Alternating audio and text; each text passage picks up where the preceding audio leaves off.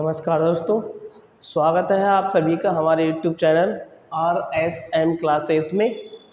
चलिए दोस्तों, तो हम आज 12th क्लास मैथ स्टार्ट करते हैं, जिसमें पहला चैप्टर आपका रिलेशन एंड फंक्शन है, अर्थात संबंध और फलन। इसमें हम संबंध के बारे में पढ़ेंगे, फलन के बारे में पढ़ेंगे, लेकिन इन सब को स्टार्ट करने से पहले सबसे पहले हमको सेट समझना बहुत ज़रूरी है, क्योंकि सेट और सेट के गुण बहुत ही काम आने वाले हैं रिलेशन में। इसलिए सबसे पहले आप सेट के बारे में समझते हैं। तो आइए देखिए, समझते हैं सबसे पहले कि सेट क्या होता है।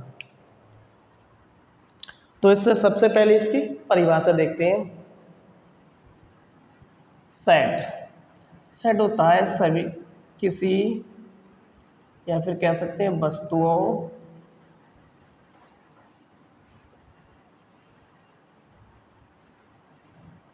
के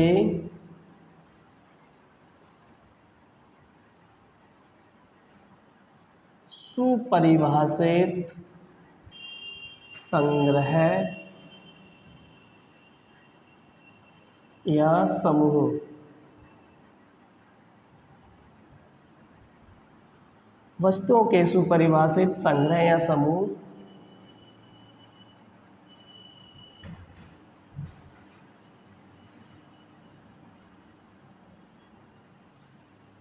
समुच्चय यानी कि सेट कहलाता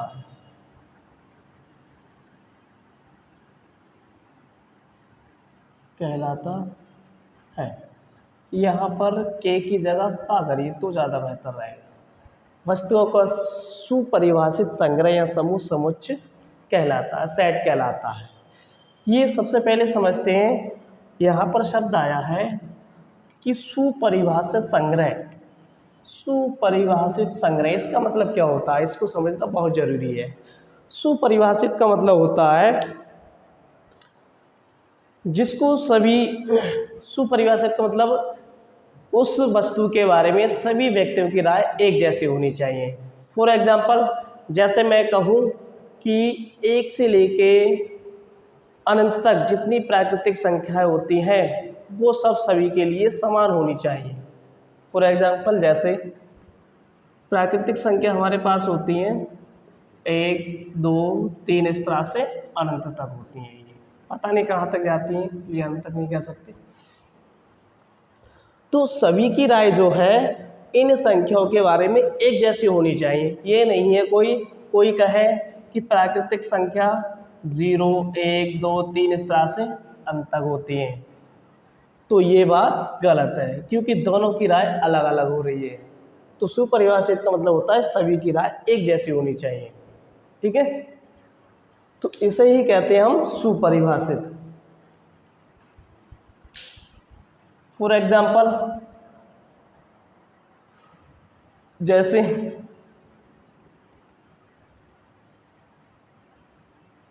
वर्ष के सभी महीनों के नाम। तो वर्ष के सभी महीनों के नाम कौन कौन से होते हैं, चलिए इसका सेट बना लेते हैं। जैसे जनवरी, फिर फरवरी, फिर मार्च, अप्रैल, मई, जून, जुलाई, अगस्त, सितंबर, अक्टूबर, नवंबर, दिसंबर। ठीक है, तो ये एक एग्जाम्पल है इसका। अगर आप किसी व्यक्ति से पूछेंगे कि वर्ष के सभी महीनों के नाम क्या होंगे, तो हर व्यक्ति यही बताएगा कि जनवरी, फरवरी, मार्च, अप्रैल, मई, जून, जुलाई, अगस्त, सितंबर, अक्टूबर, नवंबर, दिसंबर। तो इसका मतलब ये है, सुपरिभाषित का मतलब सभी की राय एक जैसी होनी चाहिए। ऐसा नहीं है कि किसी व्यक्ति का पसंद कुछ और हो और किसी व्यक्ति की पसंद कुछ और हो। बल्कि सभी की पसंद एक जैसी होनी चाहिए। ठीक है, एक एग्जांपल और देख लेते हैं। जैसे मैं कहूँ कक्षा 12 के सभी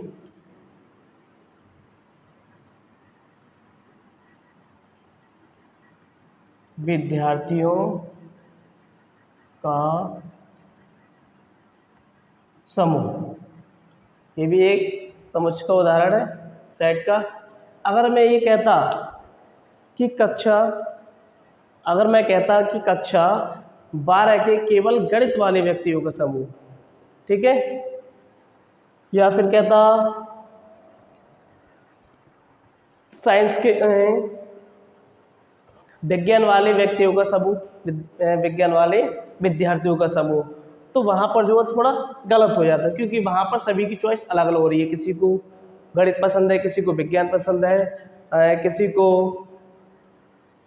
किसी को कोई दूसरा सब्जेक्ट पसंद है। तो इस तरह से सभी व्यक्तियों की राय या सभी व्यक्तियों की जो पसंद है वो सब अलग अलग है।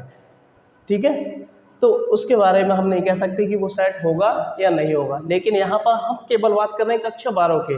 अब कक्षा 12 में जितने भी बच्चे होंगे वो कक्षा 12 के रहेंगे, किसी दूसरे क्लास के तो नहीं होंगे, चाहे उनके पास सब्जेक्ट कोई सा भी सही। ठीक है, इसलिए तो ये भी एक सेट है। फिर इसके बाद हम पढ़ते हैं क्रमित युग्म। चलिए जल्दी से इसे नोट कर लीजिए, बता रहा हूँ मैं। ठीक है,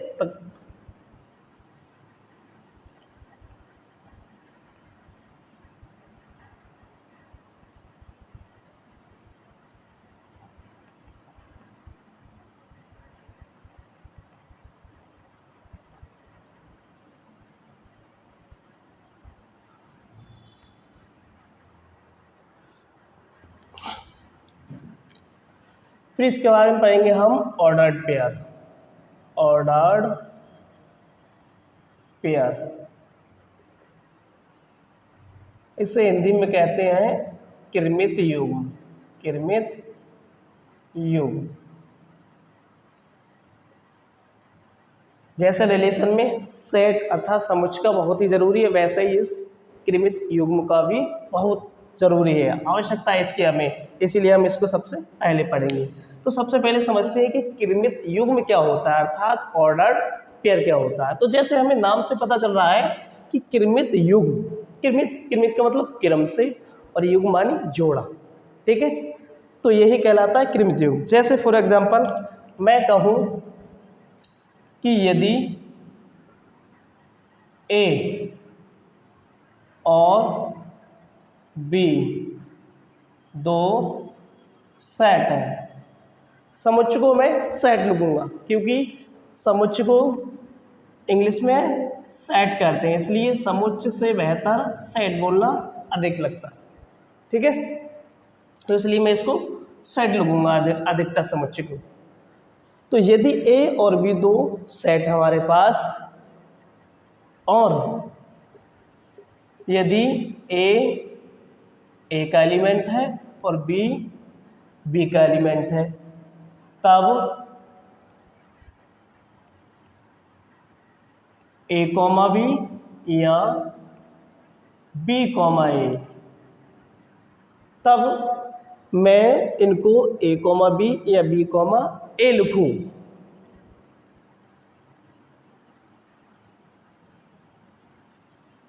का रूप क्रमित युग्म कहलाता है। क्रमित युग्म कहलाता है। ठीक है, तो क्या करा हमने, ए और बी दो सेट थे जिसमें हमने ए का एलिमेंट ए ले लिया और बी का एलिमेंट बी ले लिया। यदि हम इनको ए कॉमा बी या फिर बी कॉमा ए के रूप में लिखें, तो यही आपके ए कॉमा बी और बी कॉमा ए, यही रूप आपके क्रमित युग्म कहलाते हैं। फॉर एग्जाम्पल जैसे हमारे पास एक सेट दे रखा है ए, हमने मान लिया कि माना सेट ए में 1 2 3 एलिमेंट है, और सेट बी में हमारे पास 3 एलिमेंट और दे रखे हैं, जैसे मान लो इसमें हमने मान लिया x y z, ठीक है, ये सेट ए मान लिया, सेट बी मान लिया। अब हम इसके कृमित युग्म बनाना चाहते हैं, तो कृमित युग्म का मतलब होता है इनको क्रम में, ऑर्डर में, अर्थात युग्म में लिखना, जोड़े में लिखना, यही हमारा कृमित युग्म कहलाता है। जैसे फर्स्ट ईयर में आपने कार्टेशियन प्रोडक्ट पढ़ा होगा, जिसे हम कार्तीय गुणन कहते हैं, ठीक है। तो सबसे पहले हम क्या करते हैं, इसमें ए क्रॉस बी निकालते हैं, कार्टेशियन प्रोडक्ट निकालते हैं। तो कुछ इस तरह से आता है। इसमें क्या होता है, जैसे मान लो हमारे पास एक सेट दे रखा है ये, और एक सेट ये दे रखा है, इसे मान लो आप सेट ए, इसे मान लो सेट बी। तो सेट ए के एलिमेंट हमारे पास ये है 1 2 3, और सेट बी का एलिमेंट हमारे पास ये है x y z, ठीक है। यदि हम सबसे पहले a को x से कनेक्ट करें, फिर a को y से कनेक्ट करें, फिर a को z से कनेक्ट करें, तब इसका रूप कुछ इस तरह से आएगा।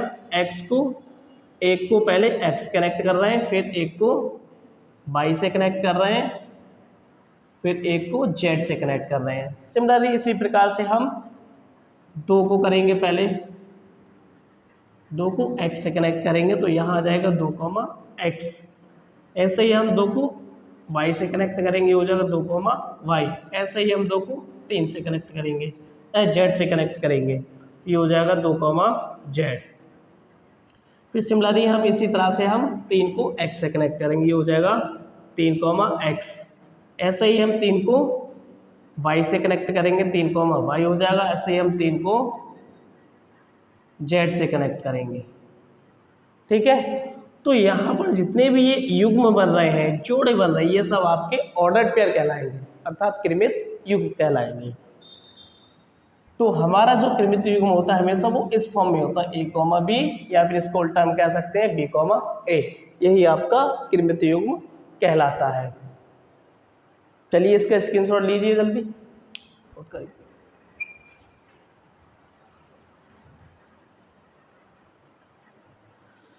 चलिए दोस्तों, तो नेक्स्ट टॉपिक अब हमारा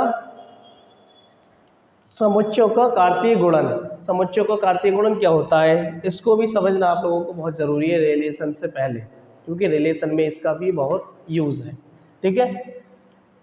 तो सबसे पहले समझते कि कार्टेशियन प्रोडक्ट ऑफ सेट्स अर्थात समुच्चयों का कार्तीय गुणन क्या होता है। मान लीजिएगा मेरे पास 2 सेट दे रखे हैं, माना A और B 2 सेट्स हैं, तब A cross B sets A और B का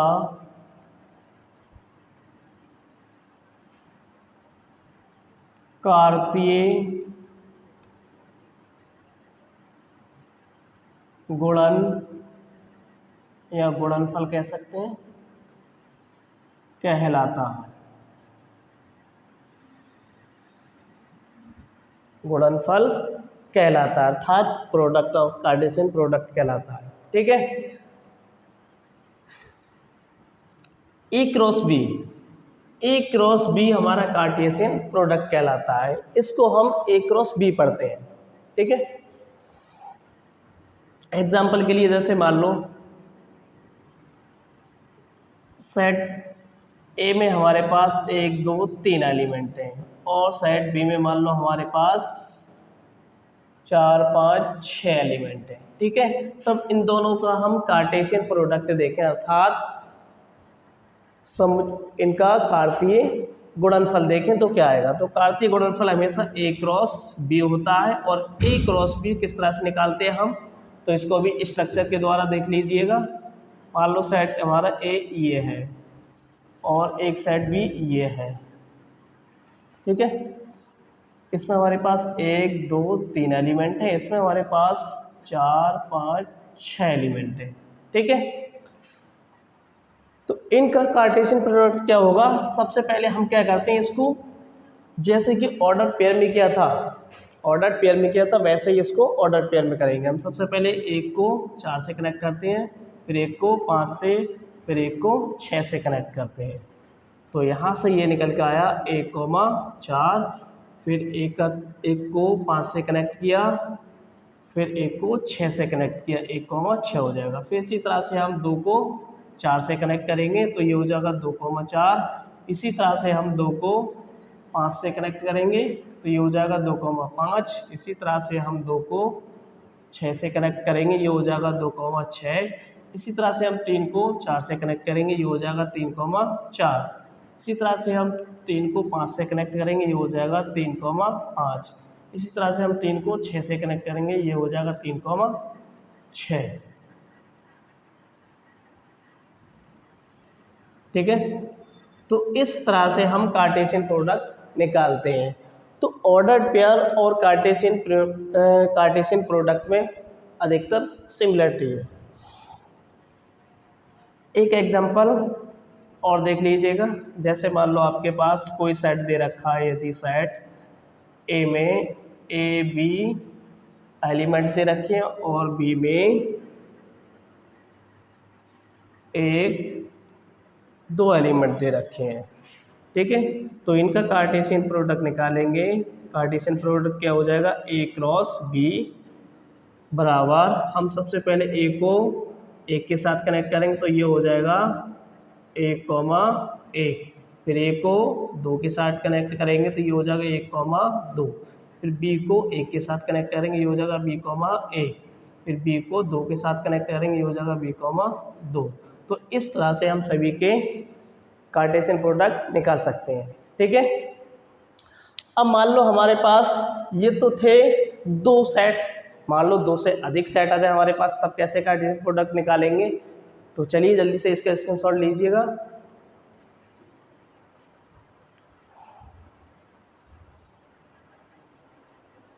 तो चलिए अब देखते हैं हम कि जब मान लो हमारे पास 2 या 2 से ज़्यादा सेट दिए हो तो उनका कार्टेशियन प्रोडक्ट कैसे निकालेंगे, अर्थात एक से अधिक समुच्चयों का कार्तीय गुणनफल कैसे निकालेंगे।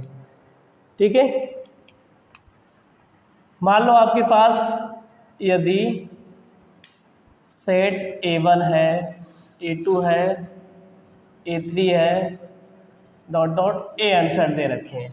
ठीक है, तब आपको कार्टेशियन प्रोडक्ट चाहिए, तब कार्टेशियन प्रोडक्ट हो जाएंगे A1 cross A2 cross A3 cross dot dot AN cross AN cross. ठीक है, अब मानो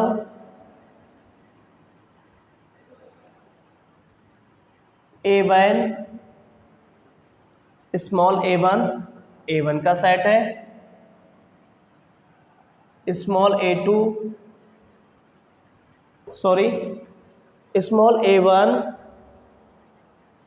A1 का एलिमेंट है, जबकि स्मॉल A2 का एलिमेंट है। इसी तरह से A3 का एलिमेंट है। इस तरह से AN का एलिमेंट है। तब इनका कार्टेशियन प्रोडक्ट होगा, तब समुच्चय या set A1 A2 dot dot AN का कार्तीय गुणनफल A1 cross A2 cross A3 dot dot AN cross AN बराबर हो जाएगा A1 A2 A3 dot dot AN। तो इस तरह से हम एक से अधिक समुच्चयों का कार्टेशियन अर्थात कार्तीय समुच्चय का गुणनफल ज्ञात करते हैं। ठीक है, जहाँ पर A1 से आया है एलिमेंट, A2 से एलिमेंट आया है और A3 से आया है। इसी तरह से AN सेट से आया है एलिमेंट। ठीक है, जल्दी से नोट कर लीजिएगा, स्क्रीनशॉट लीजिएगा इसका। फिर इसके बाद मेन टॉपिक रिलेशन को स्टार्ट करते हैं।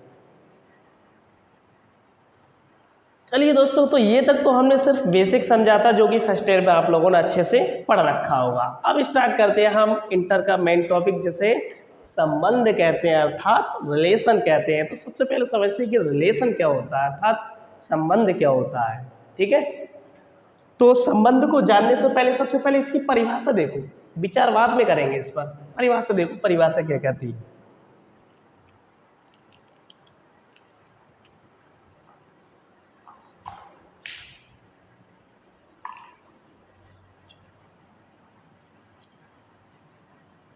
सबसे पहले इसकी परिभाषा देखते हैं। परिभाषा, परिभाषा को इंग्लिश में क्या कहते हैं? डेफिनेशन। डेफिनेशन, ठीक है, लिखेंगे किसी समुच्चय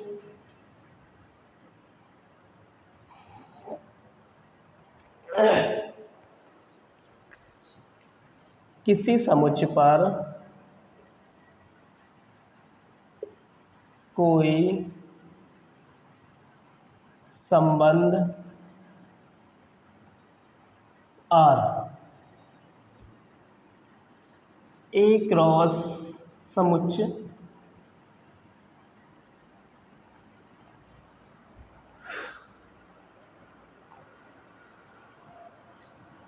हाँ, तो डेफिनेशन क्या है? किसी समुच्चय पर कोई संबंध R A क्रॉस A का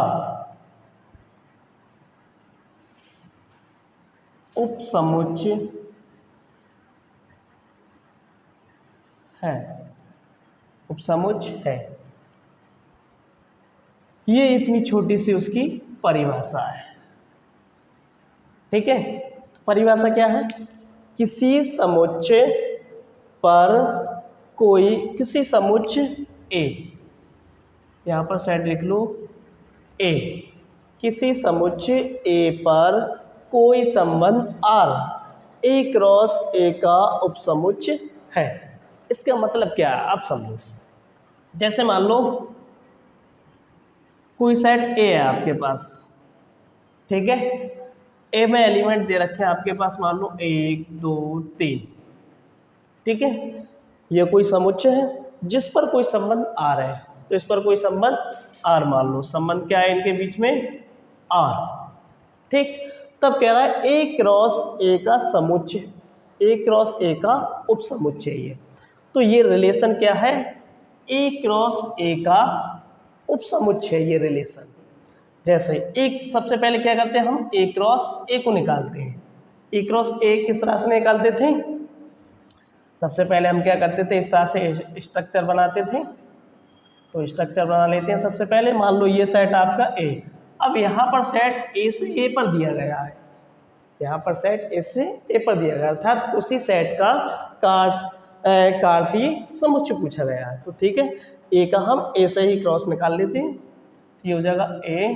और A में एलिमेंट क्या क्या दे रखे हैं आपके? 1 2 3, इसमें भी 1 2 3 हो जाएंगे। अब यहाँ से हम निकालते हैं सबसे पहले A cross A। A cross A किस तरह से निकालते हैं?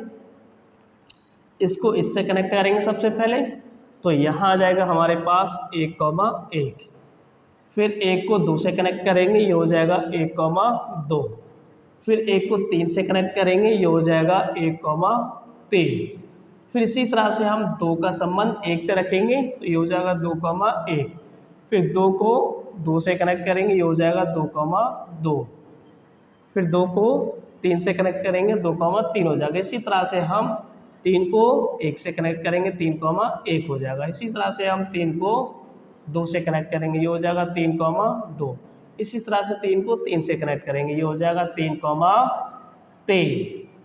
तो ये निकाल लिया हमने A क्रॉस A। क्या निकाल लिया ये हमने? A cross A। ठीक है, अब यहाँ से फिर से समझो इसकी परिभाषा क्या कह रही है। किसी समुच्चय A पर कोई संबंध R A क्रॉस A का उपसमुच्चय है। इसका मतलब क्या है? चलो इसे एक ही लाइन में समझ लेते हैं। तो कोई समुच्चय हमारा ए दे रखा है जिसका संबंध आर है, ठीक है। तो हमारा जो संबंध है वो क्या है, आर है। ये ए क्रॉस ए का उपसमुच्चय, अर्थात ये उपसमुच्चय ए क्रॉस ए का, ये एक लाइन में हमने इसे बयां कर दिया, ठीक है। अब इस रिलेशन की परिभाषा के अनुसार स्ट्रक्चर क्या होगी, तो इस रिलेशन की परिभाषा के अनुसार स्ट्रक्चर कुछ इस तरह से होगा।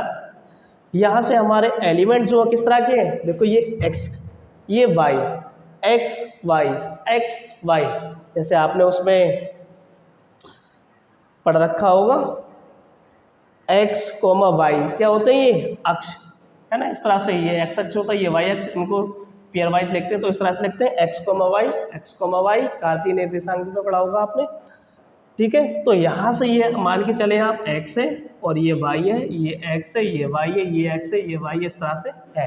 तो इनको यहाँ पर हम रिलेशन में इस तरह से कंबाइन कर सकते हैं x, y, ठीक है।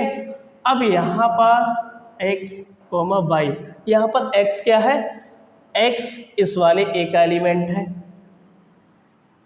और y इस वाले ए का एलिमेंट है, तो इसका मतलब यहाँ पर सेट दोनों के सेम है, तो x और y दोनों ही हमारे सेट ए के एलिमेंट है।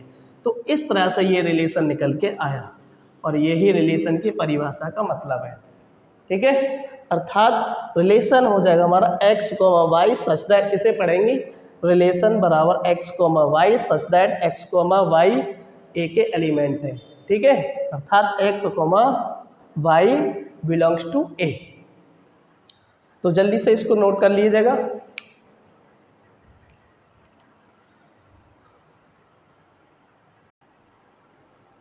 चलिए दोस्तों, तो अब ये तो सिर्फ हमने परिभाषा देखी थी, अब देखेंगे हम इस पर थोड़ा विचार कर लेते हैं, डिस्कस कर लेते हैं जैसे कि संबंध होता क्या है। संबंध जैसे आपने देखे होंगे गांव में भाई, चाचा, ताऊ, बहन, माँ, बाप, ये सब एक दूसरे से कनेक्टेड होते हैं, अर्थात संबंध होते हैं। जैसे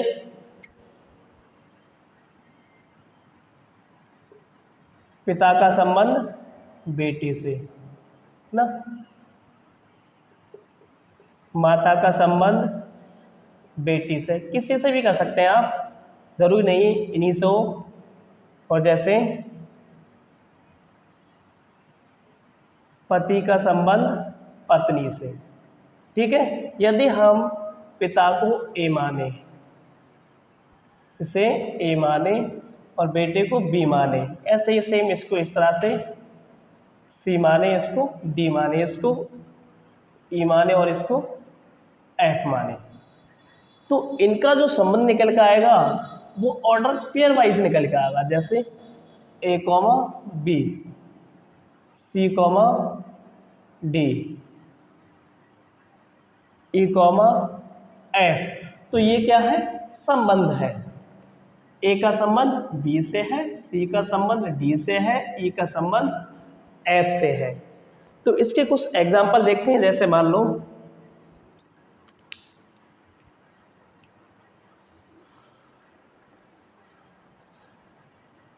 अभी आपने परिभाषा पढ़ी थी, संबंध आर बराबर संबंध, इसका मतलब रिलेशन है ये x, y सच दैट जहाँ पर x और y ए के ही एलिमेंट थे, ठीक है। तो सबसे पहले हम क्या करते हैं, यहाँ पर इसका जो संबंध होना चाहिए वो इस रूप में होना चाहिए, x, y के रूप में, अर्थात ऑर्डर पेयर वाइज, ठीक है। जैसे मान लो एग्जाम्पल के लिए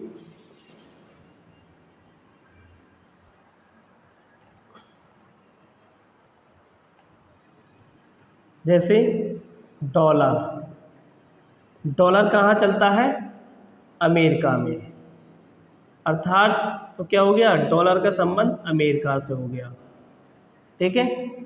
और मैं कहूँ डॉलर का संबंध और किससे होता है, कनाडा से, तो इसका मतलब डॉलर का संबंध किससे हो गया, कनाडा से। और इसी तरह से फ्रैंक कहाँ चलता है, फ्रांस में, तो फ्रैंक का संबंध किससे हो गया? फ्रांस से। ऐसे ही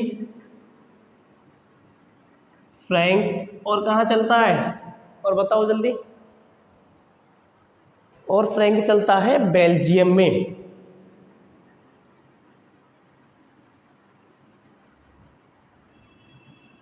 तो इसका मतलब फ्रैंक का संबंध किससे हो गया? बेल्जियम से, क्योंकि बेल्जियम में भी फ्रैंक चलता है।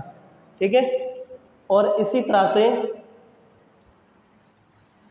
भारत का ले लो अपने, और भारत में क्या चलता है? रुपया। तो रुपया का संबंध किससे हो गया? भारत से। तो इस तरह से ये सब क्या होते हैं? रिलेशन होते हैं। ठीक है। कैसे? डॉलर कहाँ चलता है? अमेरिका में, तो डॉलर का संबंध अमेरिका से हो गया। डॉलर और कहाँ चलता है? कनाडा में, तो डॉलर का संबंध कनाडा से हो गया।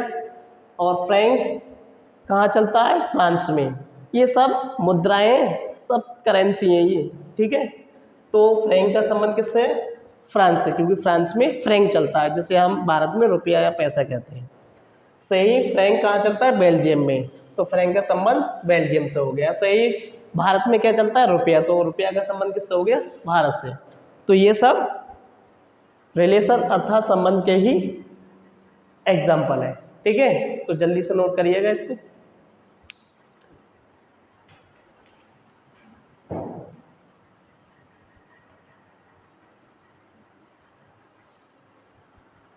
चलिए, नोट कर लिया होगा आपने। तो चलिए दोस्तों, इसी के साथ हम अपने इस लेक्चर को यहीं समाप्त करते हैं।